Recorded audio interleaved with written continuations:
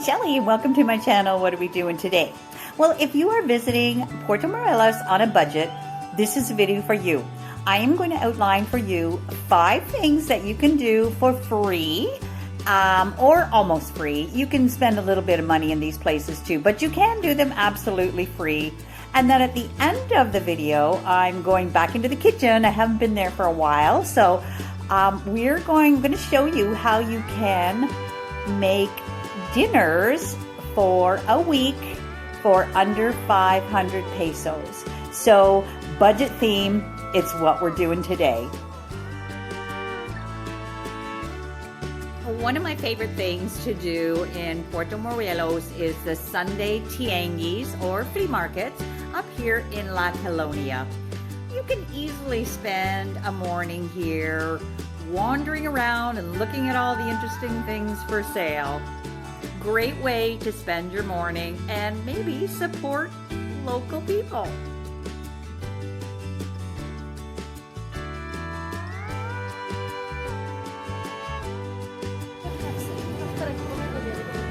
There are also artisan markets portside on the weekends. These are really interesting to look at too. There's so much local talent.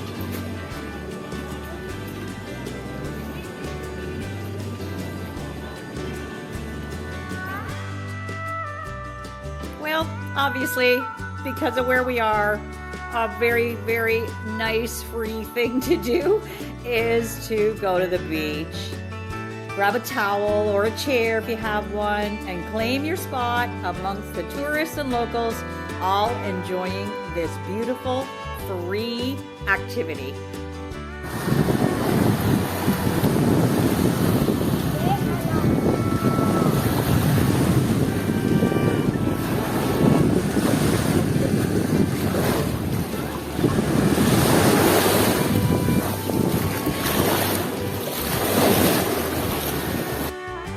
Puerto Morelos always has local events going on. Today, it was a ceviche festival portside. There was also a water competition of some sort happening today as well. So there was lots of free things to see and to do at portside today.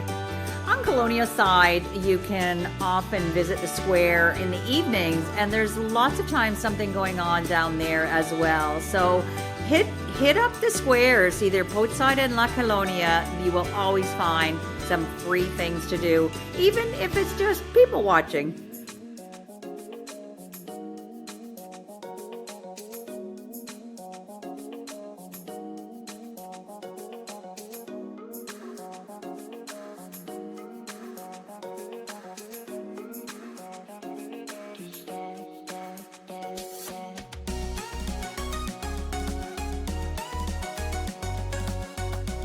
Just get out and go for a walk. Explore your neighborhood on foot. Puerto Morelos is a very walkable town if you're staying portside or La Colonia. This is in my neighborhood. It's one of Penny and my favorite places to walk. There's lots to see, lots to do, and sometimes you actually even meet up with your neighbors. So that is really, really nice. If you want a cheap tour of the town, just pay your 10 pesos and jump on a colectivo and ride around town. It goes beachside and Colonia, so there's lots to see in your local neighborhoods. Enjoy, get out and walk. Puerto Morelos has a beautiful cemetery that you can visit and wander around.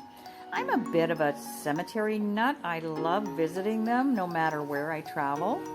I feel it helps me to understand a bit better the culture of a country. I know I'm a little bit strange, but anyways, on the Day of the Dead, Mexican cemeteries are a hotbed of activity as people pay tribute to their dearly departed.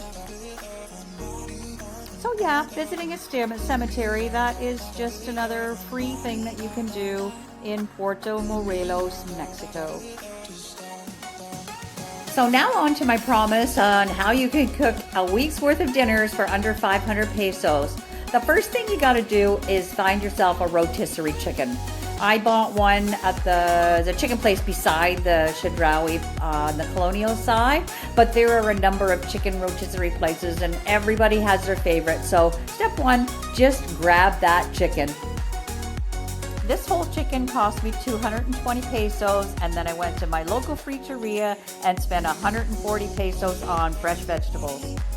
So what I've done now is I have stripped all of the chicken off of the bones, and the skin and the onions that came with this chicken are all in the pot ready to make some stock. I'm going to do the stock first because some of the recipes I'm doing are calling for chicken stock, so we're going to get that underway first.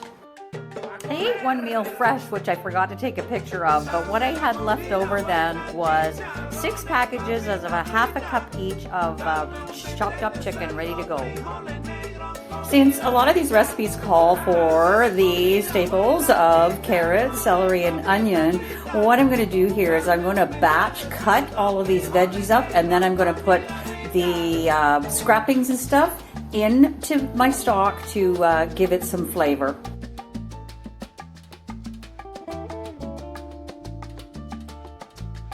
Okay, so the next thing we're going to do is we're going to be making a couple of Mexican style dishes out of this chicken. So I want to make a homemade salsa verde.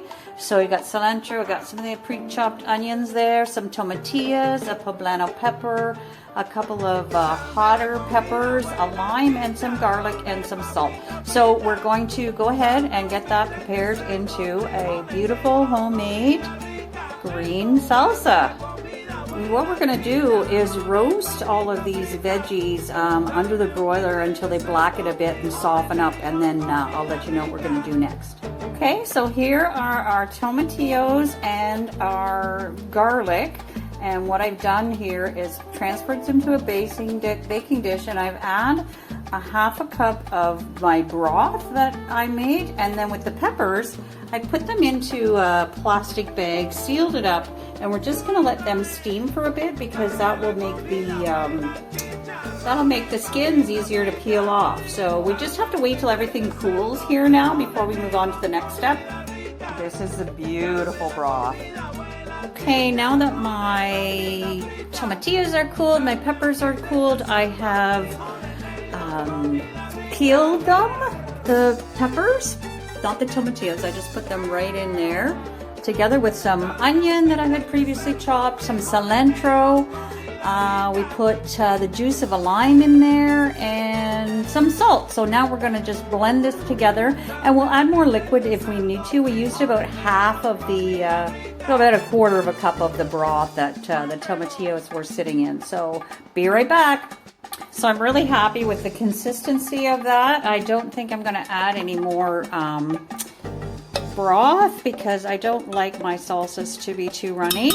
Next thing we're going to do is taste it because I left the seeds in those little chilies. So I have a feeling it could be a little hot, but that's okay. Okay, so here's the first meal I made with my rotisserie chicken is fried rice. I sauteed some onions, carrots, celery, green pepper, threw in, scrambled in an egg, tossed in the cooked chicken and my sauces. I used oyster sauce, but you can use soy sauce or whatever you like. This will do me a great meal. Nice rice bowl. Okay, so next up I have made an pasta Alfredo with bacon and a homemade Alfredo sauce, which I made with just crema and some of that wonderful chicken broth. I cooked the bacon up crispy and I added it in. I threw in some shredded cheese and some Parmesan cheese, salt, pepper, bit of Italian seasoning, and mixed it all together. Oh my goodness, this looks and smells delicious.